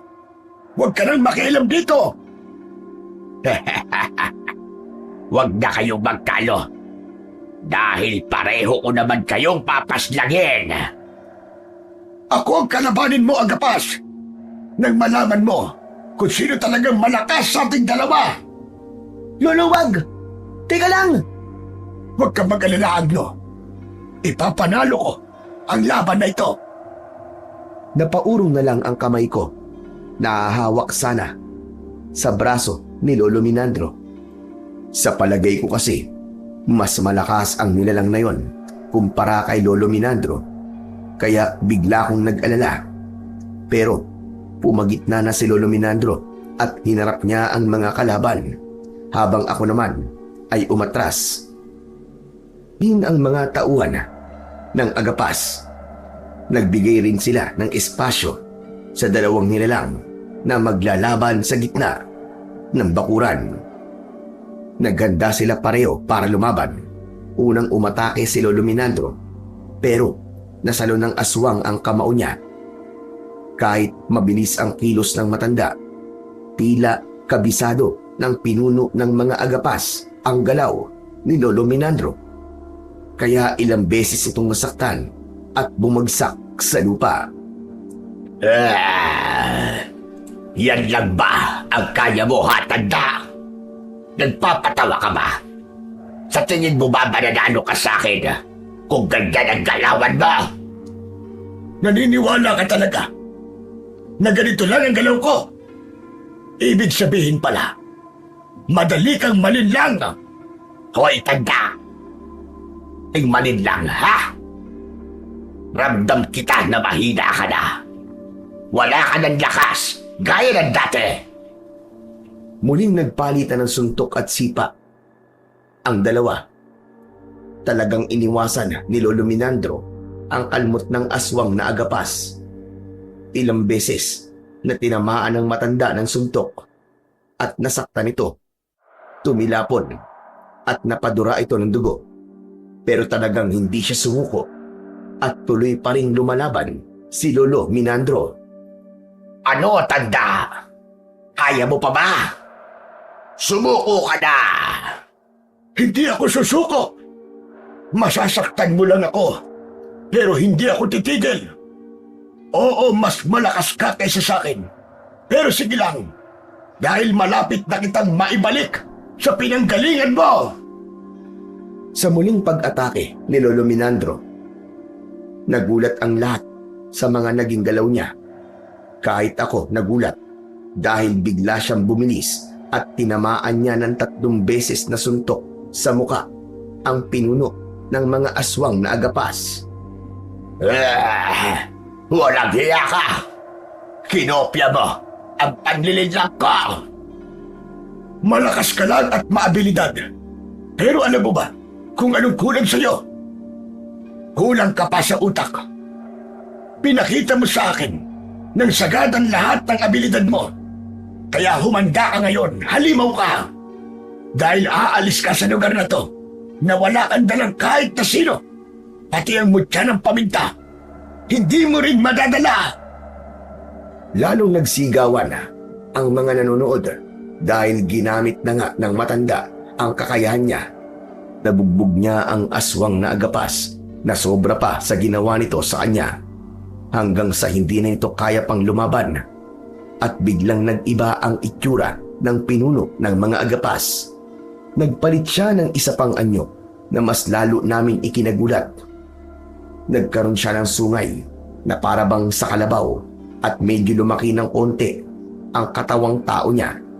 Kumulubot ang mukha niya at namula ang kanyang mga mata.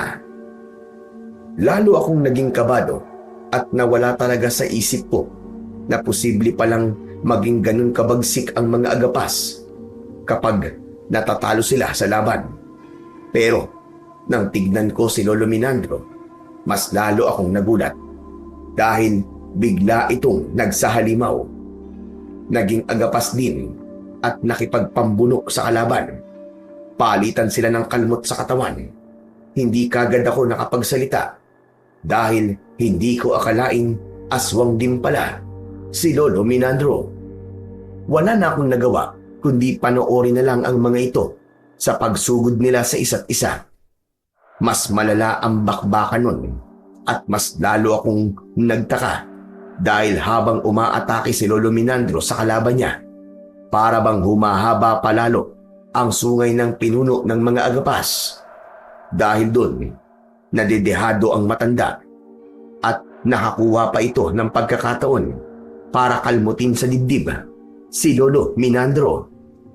Pero nakabawi naman ang matanda at gumanti ng saksak sa tiyan ng kalaban gamit ang matatalas nitong mga kuko.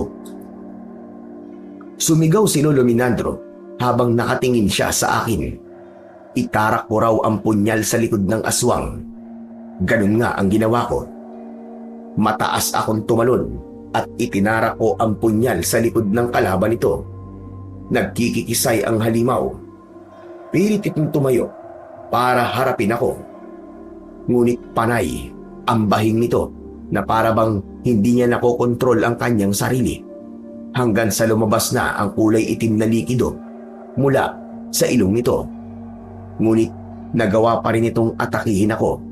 Mabuti na lang at hinawakan ito sa paa ni Lolo Minandro. Kaya natumba ito. Sumigaw ulit ang matanda. Sinabi nitong sipain ko sa mukha ang kalaban niya. Sumunod ako sa utos nito at tumalsik ang pinuno ng mga agapas. Ilang di pa ang layo niya sa akin. Nagulat ako sa taglay kong lakas. Bakit ang lakas mo, bata? Anong meron sa'yo? Nakalimutan mo na ba kung sino ang batang yan? Siya ang tagapagmana ko. Ang bagong sibol na uubos sa lahi ninyo. Hindi. Hindi maaari. Pilit na tumayo ang aswang na agapas para atakihin ako. Ngunit kusang gumalaw ang katawan ko para labanan ang halimaw. Dalawang magkakasunod na saksak sa tagiliran ang ginawa ko. Saka ko siya ginilitan sa leeg. Dahil doon, umatake na sa amin ang kanyang mga alagad. Kahit mahina ang katawan ni Lolo Minandro, pinilit niyang harangan ako at hinarap niya ang mga halimaw na agapas. Habang ang pinuno naman nila ay tuluyan ng binawian ng buhay. Si Bert naman ay lumabas na rin sa kubong yun at sanib puwersa kaming humarap sa mga kalabang aswang. Dahil sa mga sugat na tinamo ng matanda, bumalik na siya sa pagiging tao. Ako ang harapin niyo, mga agapas kayo! Agno, Bert! Sikapin niyo na hindi kayo tatamaan ng kalbot sa katawan. Ngunit kung hindi may iwasan, pamintang dinurog lang ang gamot dyan. Habang nagsasalita si Lolo Minandro, pakiramdam ko naman nagpapaalam na rin ito. Kaya naman, kailangan ko siyang protektahan.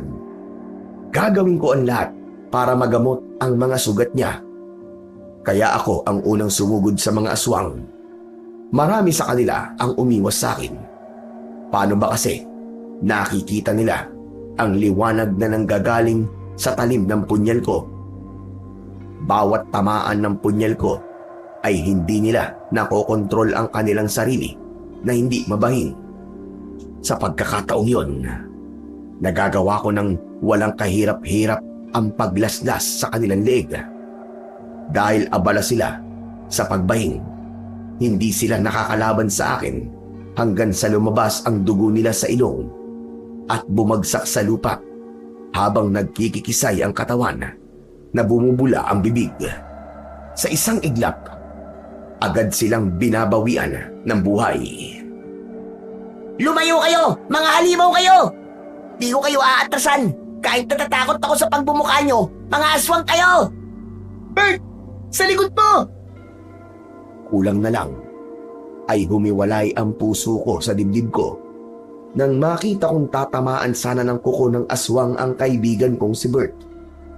Mabuti na lang at naihagis ko na kagad ang punyal sa gawi ng agapas at bumaon ang talim sa noo nito. Nang bumagsak ang aswang sa lupa, nilapitan ko ito at binunot ko ang talim sa noo niya.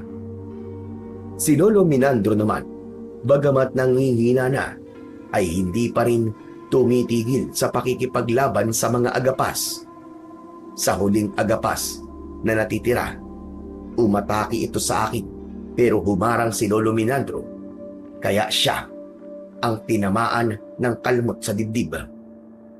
Bumagsak sa lupa si Lolo Minandro, kaya naman bumanti ako ng saksak na tumama sa likod ng aswang. Pilit niyang inaabot ng kamay ang nakabaong punyal sa likod nito para sana bunutin, ngunit bigo ito. Ha? Ano? Hindi mo ba mabunot? Pwes, ako na lang ang bubunot ng talim para sa'yo! Mabilis akong umakyat sa katawan niya. Nahawakan ko ang madulas niyang katawan at binunot ko ang punyal sa likod niya. Sakto yon na tumayo si Lolo Minandro at sinuntok nito ang muka ng agapas. Bumagsak ito sa lupa habang nagkikikisay ang katawan hanggang sa tuluyan na itong binawian ng buhay. Napahiga naman si Lolo Minandro sa lupa at habol ang hiningang tinawag ako. Agno! Agno, halika rito! Lolo Minandro, ayos lang po ba kayo, Lo? Lumapit na rin sa amin si Bert at umiiyak ito habang nakatingin sa muka ni Lolo Minandro. Napakarami yung kalmot sa katawan, Lolo Minandro. Delikado ang sitwasyon nyo, Lo. Tahan na! Huwag na kayo gumiyak! Alam kong hanggang dito na lang ako. At mangyayari talaga ito sa akin. Huwag po kayo magsalita ng ganyan, Lolo Minandro. Dadalhin po namin kayo sa ospital. Hindi na kailangan, Agno. Pakinggan mo ang sasabihin ko sa'yo. Kontra sa agapas ang dinikdik na paminta. gawin nyo para ligtas kayo. Opo, Lo. Gagawin po namin. Ituloy mo lang ang paglalako ng paminta iyo. Tapusin mo na ang lahi nila. Lolo Minandro, huwag po kayong bibitaw. Huwag po kayong mamamatay. Lumaban po kayo, Lo. Lolo Minandro, huwag niyo po kaming iiwan. Di ba po, ipagluluto niyo pa po kami ng kinigang na bulaklak ng kalabasa? Lumaban po kayo, Lo. Lumaban po kayo. Hindi ko na magagawa yon, mga iyo. Maraming salamat. Hanggang sa muling pagkikita, mag-iingat kayo. Tuluyang bumagsak ang kamay ng matanda sa hita ko. Tumagas ang dugo mula sa mga kalmot niya sa katawan. Napahagulgul kami ng iyak ni Bert habang yakap namin ang katawan ng matanda. Masakit at parang binibiyak ang dibdib ko sa labis na kirot sa pagkawala ng taong itinuring kong pamilya. Nawalan ako ng lakas na lumaban sa mga agapas dahil sa pamamaalam na yon ni Lolo Minandro. Kahit nalaman naming aswang na agapas ang matanda, naging mabuti siya sa amin. Tumayo kami ni Bert at nagulat kami nang mapako ang atensyon namin sa lalaking nakahandusay sa lupa. Ang pinuno ng mga agapas na bumalik sa dati nitong anyo bilang isang tao. Agno! Agno, tignan mo. Hindi ba't siya inanggol sa atin? Hindi ba't siya si Ipe? Yung lalaking lasing? Aba, oo nga no. Siya nga yan. Paanong... O kung ganon, mga agapas pala ang mga taong nakatira sa baryong yun, tol. Tama ka. At humanda sila. Pagbabayaran nila ang ginawa nila kay Lolo Minandro. Sasama na ako sa iyo, tol. Kahit sa maikling panahon na nakilala ko si Lolo Minandro, masakit para sa akin ang pagkamatay niya. Ano kaya ang dahilan? At inilihim niya sa akin ang pagkatao niya. Ayaw niyang magbago ang pagtingin mo sa kanya, tol. Dahil sa mga nangyari, pinatunayan lang niya na hindi lahat ng mga aswang ay masama. Naalala mo ba ang bulaklak ng kalabasa? Sabi niya wag nating husgahan ng panlabas na anyo ng pagkain. Yung pala, patungkol yun sa kanya. Gusto niya na sigurong aminin sa atin na aswang siya. Tama ka, tol. Bigyan na lang natin ng katarungan ang pagkawala niya. Oo, hindi ko sasayangin ang buhay na isinakripisyo ni Lolo Minandro.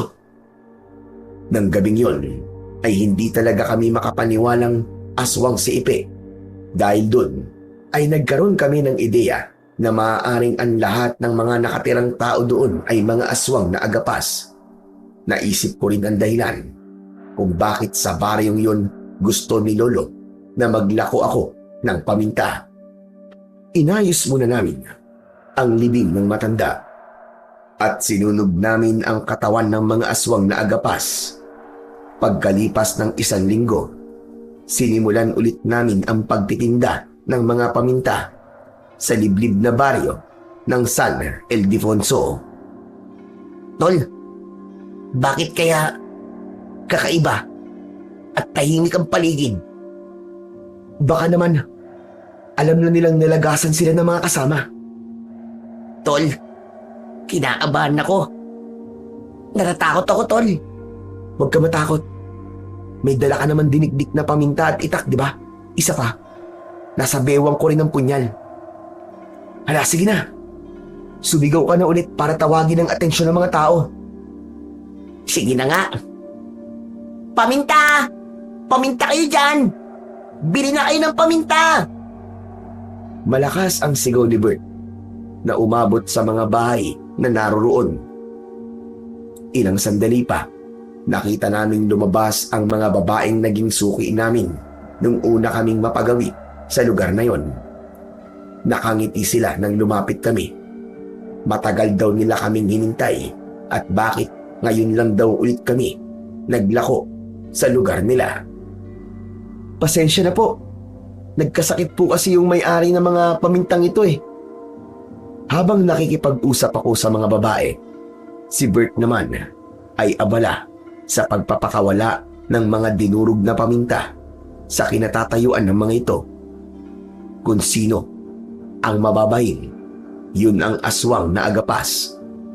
Mabuti na lang at wala sa kanila ang bumayin. Kaya napanatag ang loob namin ni Bert. Maya-maya pa ay muli naming itinulak ang kariton papasok sa mas makipot na daan ng baryong yon, hanggang sa makarating kami sa dulo ng tulay kung saan ay wala ni isang bahay ang nakatayo. Hanggang dito na lang tayo, tol. Wala nang tao sa bahagi nito ng kalsada. Tara na.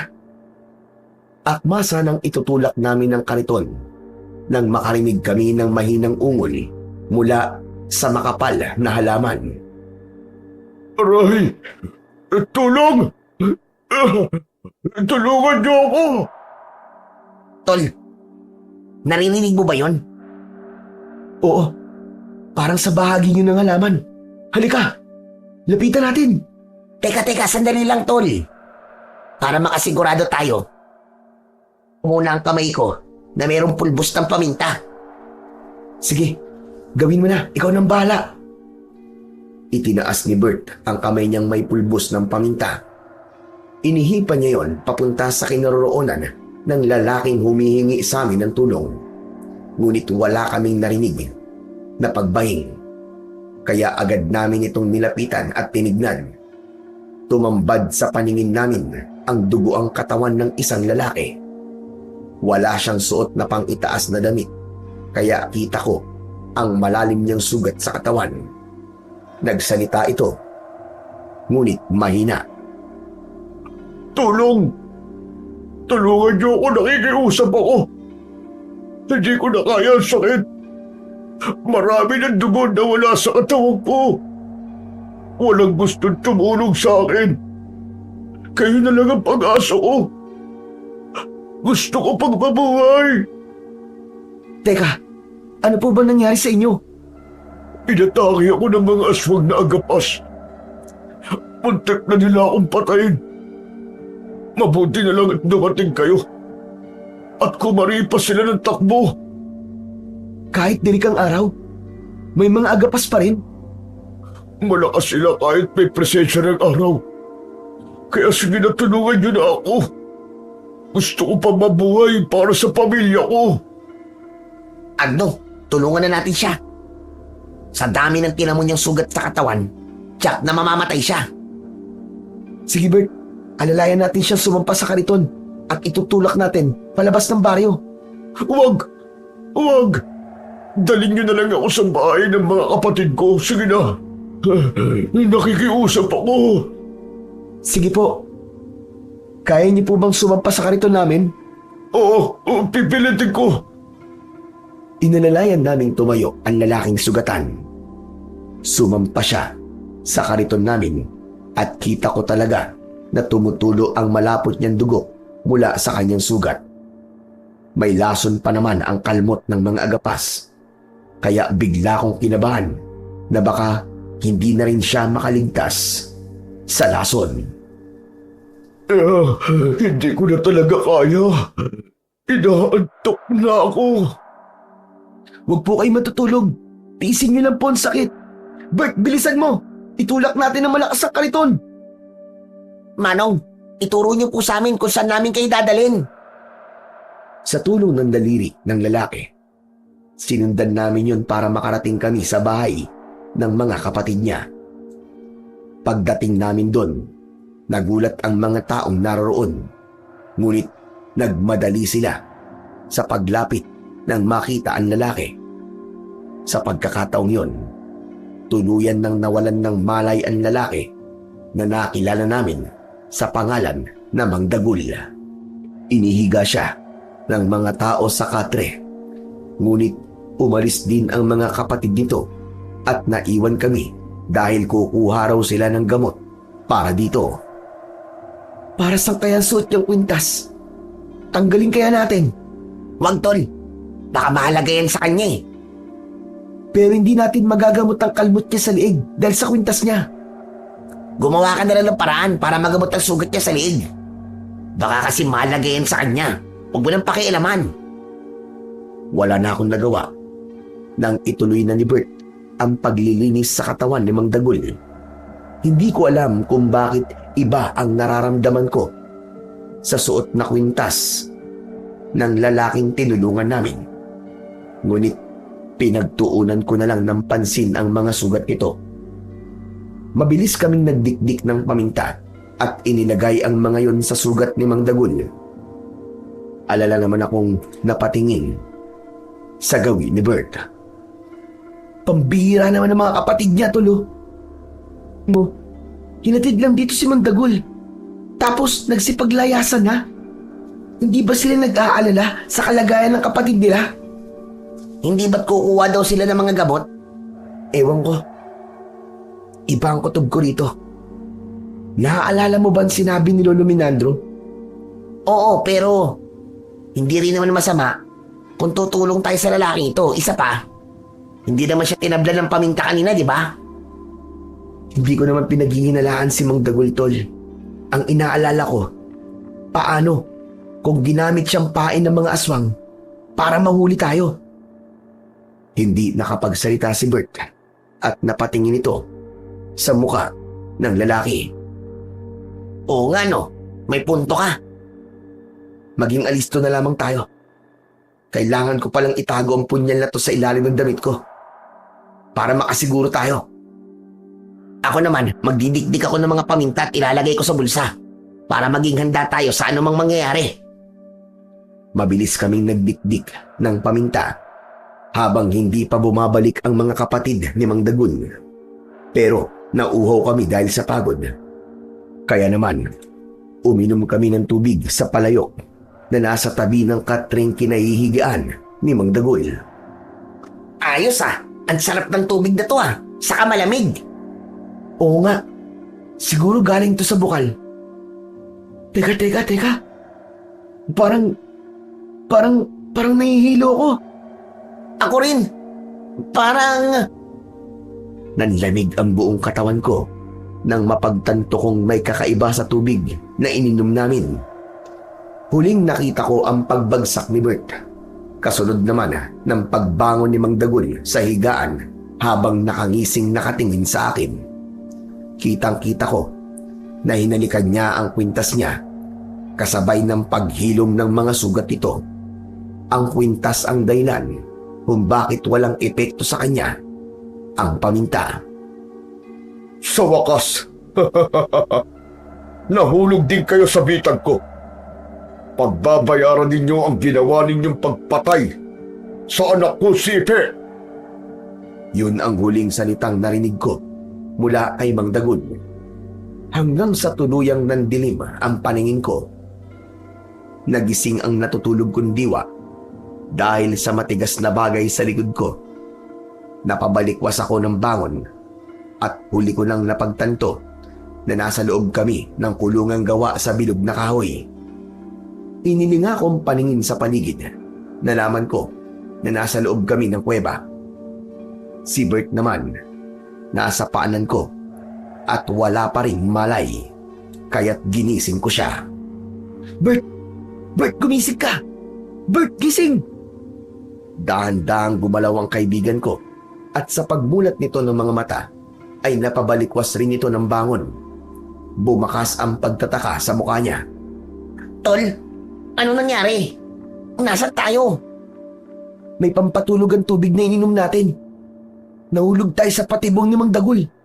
Ano? Ibig sabihin, aswang ang tinulungan natin? Oo, kaya ihanda mo sarili mo. Ang punyal, nakuha ba niya? Sa palagay ko hindi. Mabuti na lang talaga at naitago ko yun bago pa tayo mawala ng malay. Paano kaya nangyari yun, Tol? Hindi ba't sinubukan natin ang lahat sa kanya? Nalalabanan niya ang epekto ng paminta dahil sa suot niyang kwintas. Kung nakinig ka sa akin, hindi na tayo abot dito. Dapat hinayaan mo akong tanggalin yun. Pasensya ka na, Tol. Hindi ko naman nakalain na aabot tayo sa ganito eh. Yung pagmamalasakit natin sa taong yun. Kapahamakan pala ang dala sa atin. Huli na para magsisiyang pa tayong dalawa. Nandito na tayo eh. Tol, gumawa tayo ng paraan kung paano tayo makakatakas. Sinubukan naming sirain ang mga nakaharang sa aming kulungan. Ngunit nabigo kaming dalawa. Maya-maya pa ay pumasok sa loob ng kuweba ang mga tao sa pangunguna ni Mang Dagul at nakangisi itong lumapit sa amin. Mabuti naman at gising na kayo. Masasaksihan niyo na kung paano kayo mamamatay sa mga kamay ko. Pakawalan mo kami rito. Hayop ka! Hindi ako makakapayag na hindi mabibigyan ng katarungan ang ginawa ninyo sa anak ko si Ipe. Anak mo pala si Ipe? Oo, na pinatay ninyo. Hindi na siya nakabalik ng puntahan niyang hayop na matandang aswang ngayon. O na lang sa mga ipinadala kong aswang na kayo ang pumatay sa kanya. Nararapat lang yun sa anak mo. Pinatay niya rin si Lolo Minandro. Dahil dun nararapat lang din na mamatay kayong dalawa. Pero bago yun, nasaan ang mutya ng paminta? Nasaan ang punyal?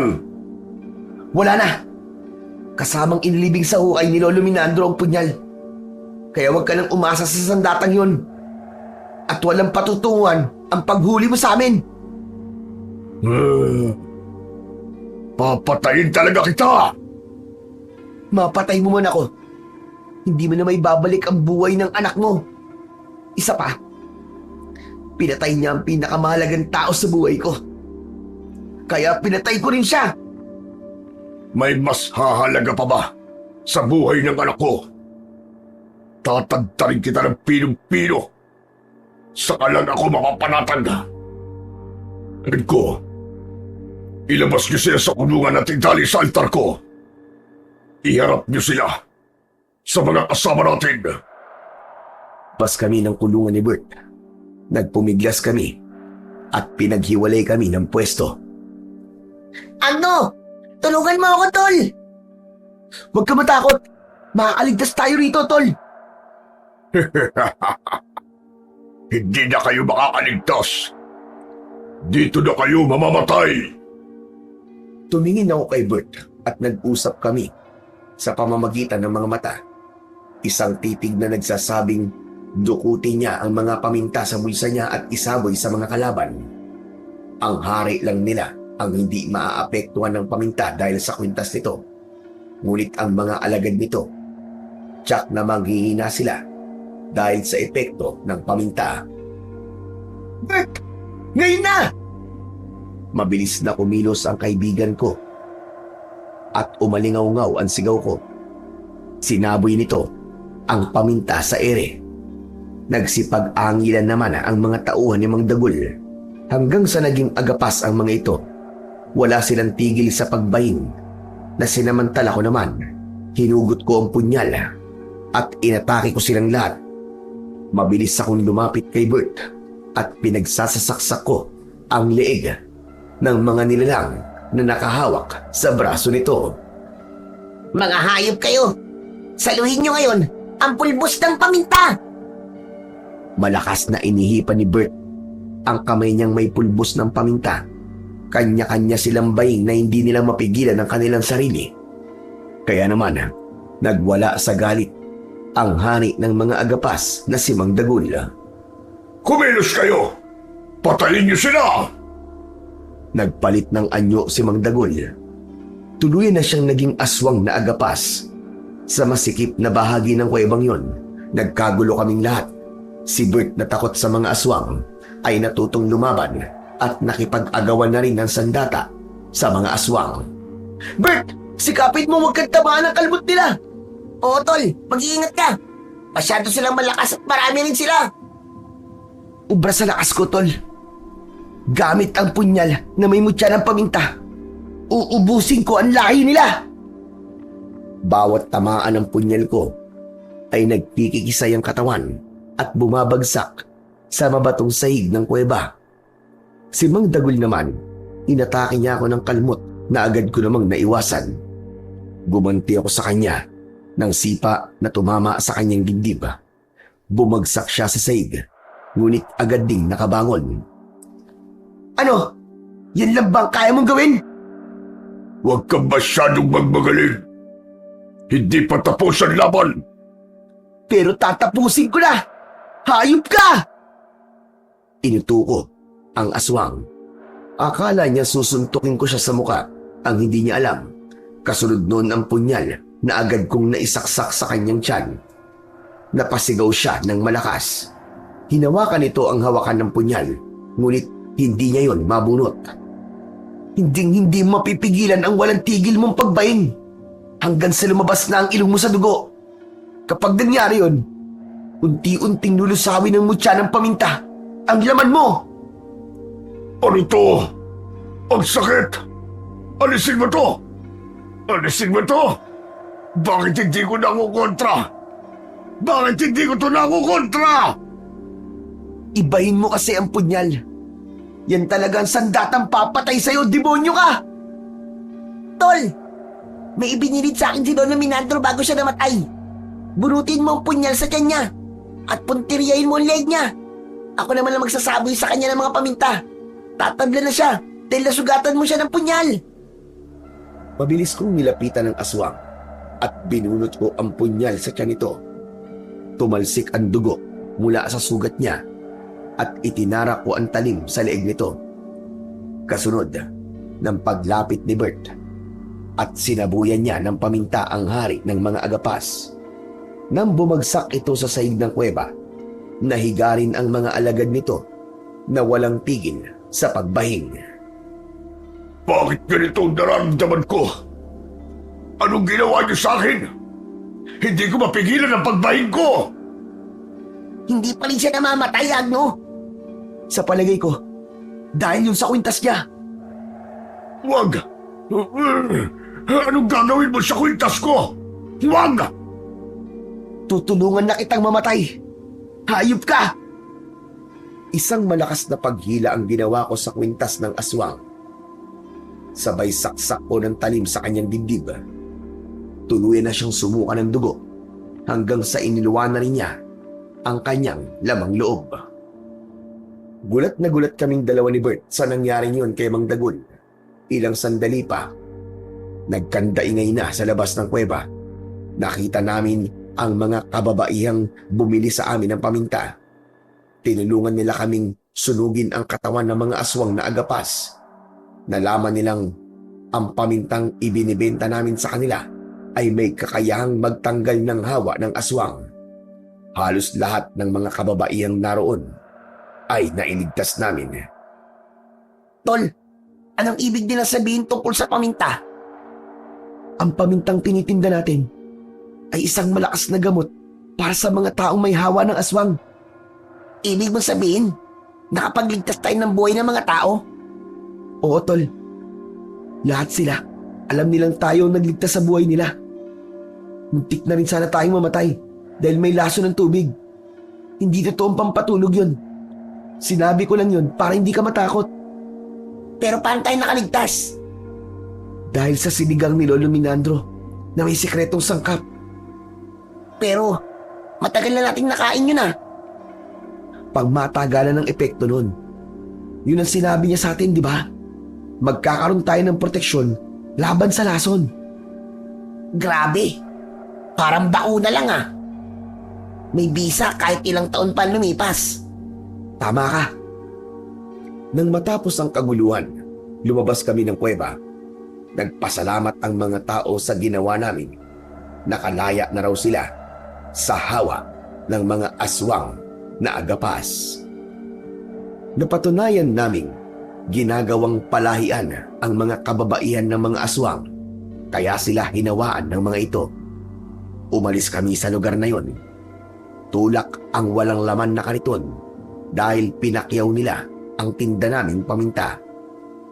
Pagkalipas ng ilang taon, ay palagi naming binibisita ang puntod ni Lolo Minandro at hanggang ngayon ay nasa akin pa rin ang punyal ng mutya ng paminta na ngayon ang nagbabantay sa lumalagong taniman ng matanda. Natutunan ko rin na ang pagtulong sa kapwa ay hindi masama. Ngunit kailangan pa rin nating piliin ang taong tutulungan natin dahil kung minsan may masama na palang binabalak sa atin kahit ginawan pa natin sila ng kabutihan. Palagi lamang tayong mananalig sa Diyos dahil kahit paligiran pa tayo ng kampo ng kadiliman, hindi nila tayo masasaktan. Hanggang dito na lamang po ang aking istorya. Lubos na nagpapasalamat, Agno. Maraming salamat po sa walang sawang pakikinig at pagsuporta sa aking mga YouTube channel na The Voice Addict at mga kwento ni Apong Isaac. Hanggang sa muli at pagpalain po nawa kayong lahat ng Diyos na may kapal.